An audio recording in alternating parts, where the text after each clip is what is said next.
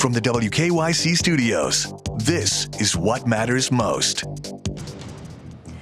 We have breaking news on three big stories tonight. Ohio breaks yet another record for new coronavirus cases in a single day. Also, vice presidential hopeful Senator Kamala Harris makes several stops in Cleveland today, and long lines of people waiting to cast their ballots during the first day of weekend in-person voting.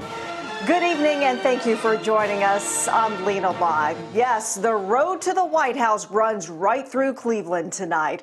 Andrew Horansky joins us live from the Cuyahoga County Board of Elections, where Senator Harris made a stop today. Hi, Drew. Hi, Lena. Well, good evening to you. So let's start with that story. Of course, we can tell you this, that her visit here was something of a secret. Normally, when a candidate of this sort of scale and stature makes a visit, we know the itinerary here in town in advance.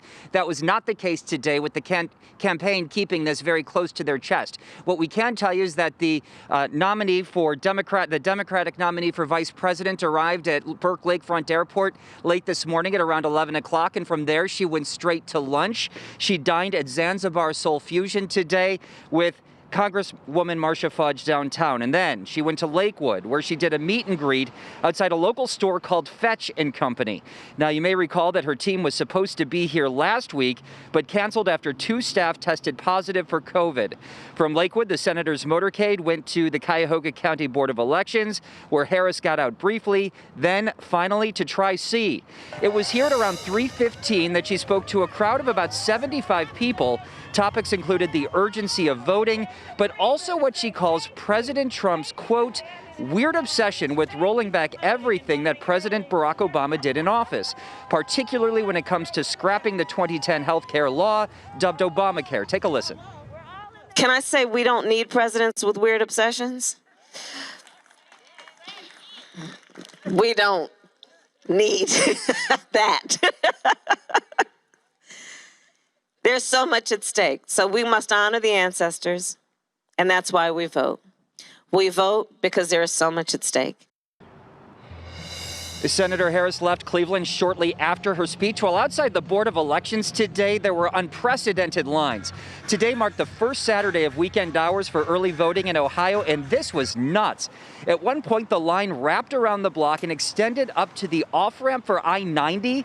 Police diverted it to safer ground. Now, normally it wouldn't have stretched so far, but of course, social distancing makes the lines a bit longer. And whereas some voters we spoke with say this shows interest in the political process, others say it underscores how access to voting should really be a lot better. Diane Scott voted today and said at least the line moved quickly and she made a few new friends. It's just been really nice to see people come together, all backgrounds, all ethnicities, and I think that that's what we need more of, that unity. Now, we are live outside the Cuyahoga County Board of Elections, of course, where you can still drop off your ballot around the clock. There are sheriff's deputies here keeping an eye on that box. We have seen a steady stream of cars. You can see them continuing to pull in right now. And election officials really want to thank those early voters, pointing out that their participation now can cut down on close contact, of course, at voting sites on Election Day, which, believe it or not, is just 10 days away. Now, in-person early voting ended here today at 4. It resumes tomorrow if you want to come on down. The hours are going to be 1 to 5. Lena? Wow, that is just unprecedented. Thanks so much for showing us that, Drew. A lot. Wow. Sure. Meanwhile, former Vice President Joe Biden was campaigning in eastern Pennsylvania today. Biden met crowds in an outdoor event in Luzerne County, which is near Scranton. Rock band Bon Jovi was there to help get the crowd fired up. As for President Trump, he voted in person in West Palm Beach, Florida this morning, surrounded by his security detail and wearing a mask. His visit marks the first time an incumbent president has voted in person in Florida. It was a very secure vote, much more secure than when you send in a ballot, I can tell you that. Everything was perfect, very strict, right by the rules when you send in your ballot. And after casting his ballot, the president quickly departed on board Air Force One for a rally in North Carolina. He will be in Circleville, Ohio tonight, which is just south of Columbus, for another rally. And before Vice President Mike Pence returned to the campaign trail, he cast his ballot this morning at a voting site in Indianapolis. Pence said he was proud to be back in his home state. His wife Karen also voted in person. Now to our breaking news on coronavirus in Ohio. The fourth day in a row with a record number of new COVID cases. The state reporting 2,858 new infections in a single day. That breaks yesterday's record of just over 2,500. Now, to give you some perspective, Ohio has now set 7 new records in the last 11 days. And nationwide, also a record high number of daily new COVID cases, according to an NBC News database. Friday's tally of almost 80,000 comes as many states are breaking records for new infections. So far in the U.S., there have been over 8.5 million cases of coronavirus. More than 225,000 Americans have died. And overseas in central Italy, protesters angry over new restrictions clashed with police. Riots broke out in Naples last night. The protesters are upset about a new curfew, just as Italy is showing rising numbers of the virus every day.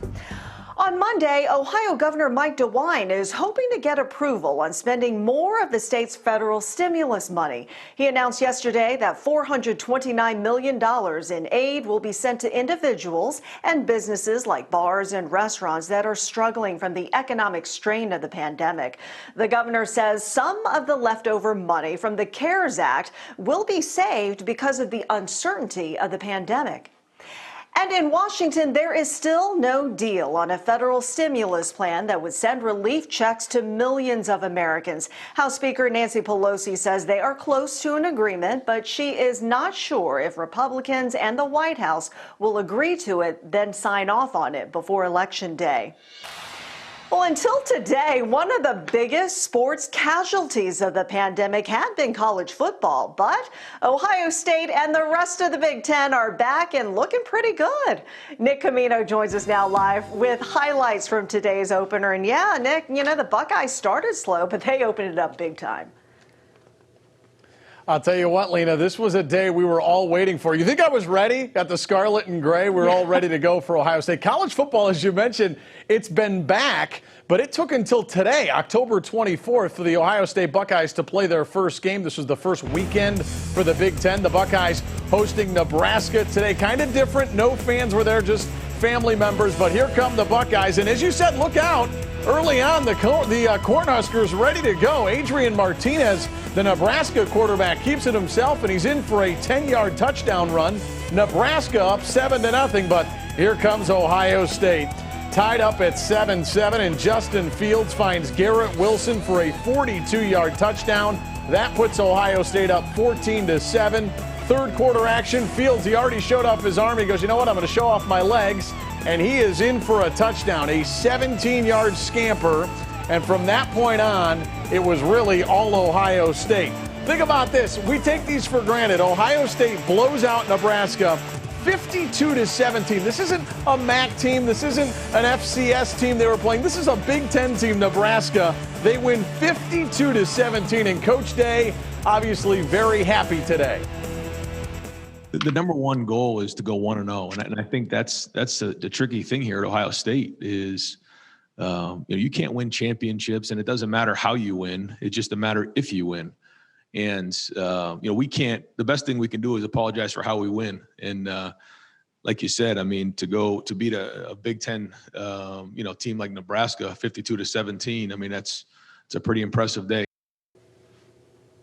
Lena, I was impressed with them, and I know this was a game they should win, but I mean, the way that they came out after not much practice, and as we said, it's near the end of October here, that was impressive. I'm penciling them into the college football playoff. That's not until January, so you heard it here first. Oh, wow.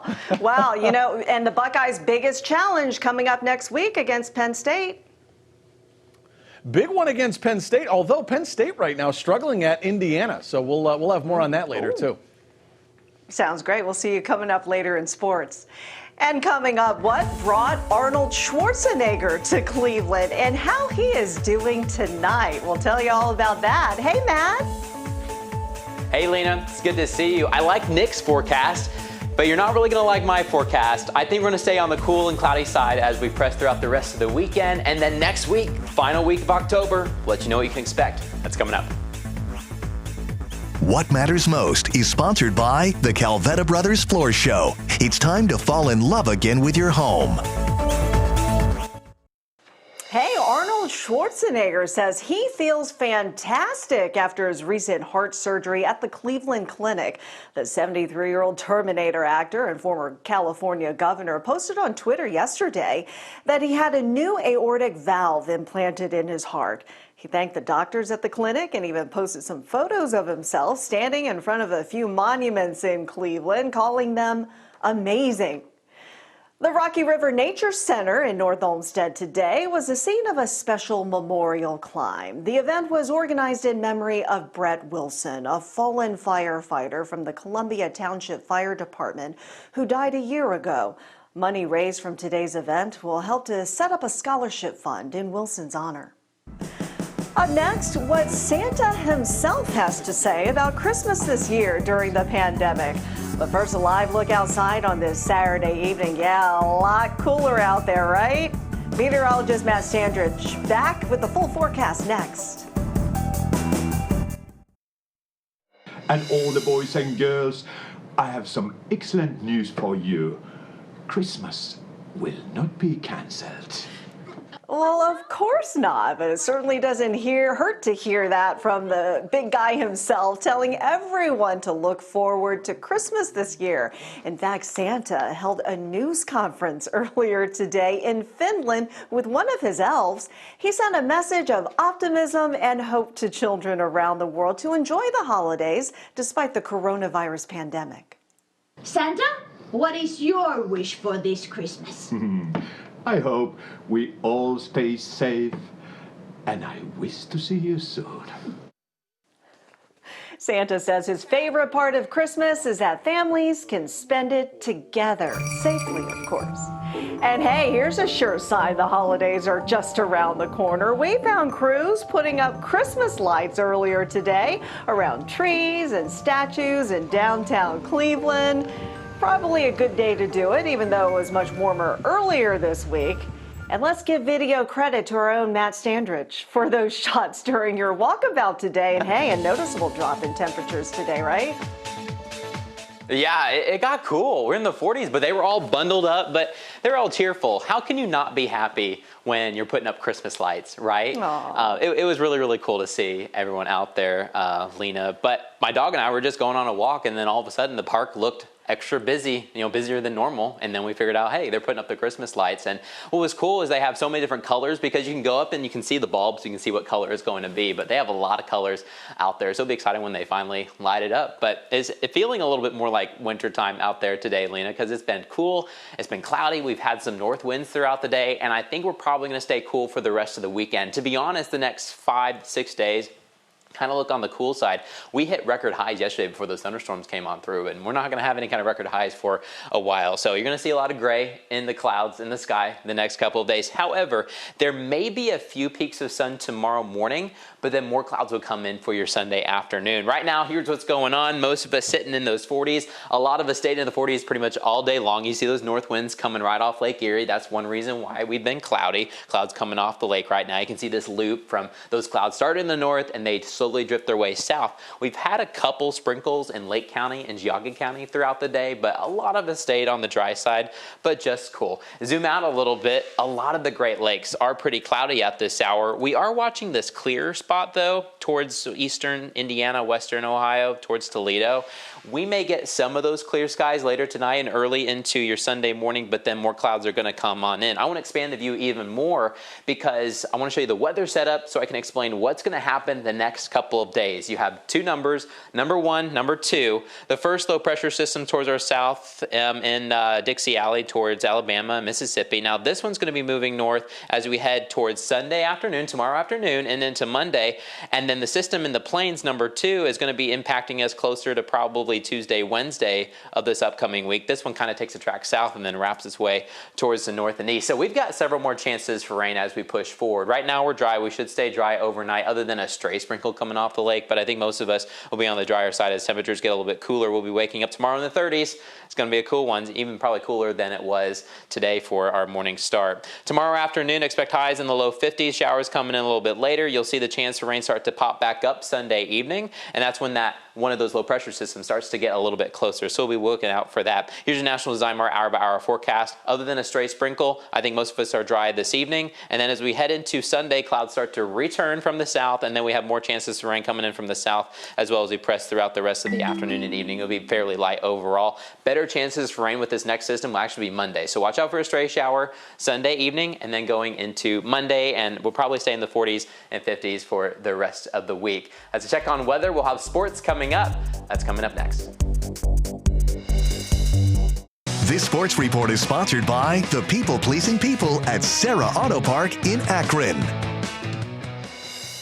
Great to have you back. Hope you're enjoying the weekend. Well, today it finally felt like a college football Saturday, right? I know college football's been back for a few weeks, but with Ohio State and the Big Ten back today, it just felt normal again. It felt like college football, and that's a great thing. And I was ready for it. Everybody was ready for it. Ohio State hosting the Nebraska Cornhuskers today at the Shoe in Columbus. Careful now, Cornhuskers quarterback Adrian Martinez takes this 10 yards in for the score on the ground. That put Nebraska up 7-0, but here comes Ohio State. Still first quarter. They're tied up at 7-7, and Buckeyes quarterback Justin Fields sends this baby 42 yards into the hands of Garrett Wilson. 14-7 Buckeyes. Fields in the second half. He did it with his arm in the first half. In the second half, he says, you know what, I'm going to use my legs a little bit. He gets in for a 17-yard touchdown scamper. Ohio State starts running away with it. This is where I thought the game really got away from Nebraska. A 55-yard scoop and score for that Buckeyes defensive unit, and they go on to roll Nebraska 52-17. Coach, pretty happy after the win. It was a strange feeling. It was, I can't sit here and say it wasn't different. It was. It's, guys making huge plays, and, I feel like looking around saying, anybody just see that? It'd be 107,000 people going crazy, and fireworks being shot off and everything else. It was a little bit different. No fans there, just some family members. One thing that wasn't different, Justin Fields. He's in the Heisman conversation for a reason. He finished 20 of 21 through the air for 276 yards, had 2 touchdowns through the air, had the one on the ground that we showed you, and he really likes this Buckeye football team. I think we can be really good, and of course I said earlier that we have a lot of stuff to work on. So we're just going to go look at the film and, just see what we have to fix out there. But I think we can be a great team offensively and defensively. But we just have to get back out there. And like I said, it's the first game of the season, so we still have a lot of work to do. But I think we can be really good. The Browns are not 0-6. I feel like I need to say that this week. There's been so much doom and gloom. They have a chance to get to 5-2 on the season with a win down in Cincinnati against the Bengals. There's been a lot of talk about Baker Mayfield, but you know what? His teammates, they're pretty confident in him, right, OBJ?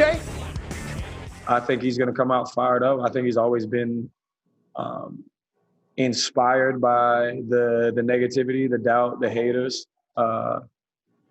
And we'll see on Sunday how he responds. It's not about, what happened 2 years, but just about how you respond. So I'm sure he's ready to go and he's fired up. The worst part about it is you have to wait till Sunday.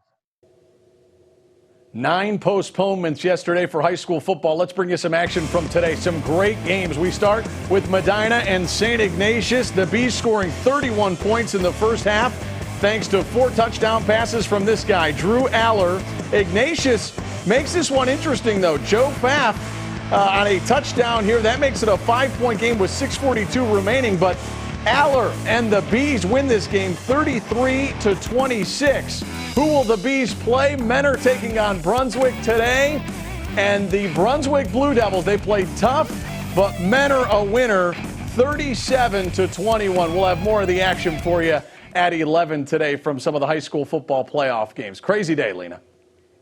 Oh, exciting stuff, too. I love it. Thanks so much, Nick. And thank you for joining us. NBC Nightly News is coming up next. We'll see you back here at 11. Have a great evening.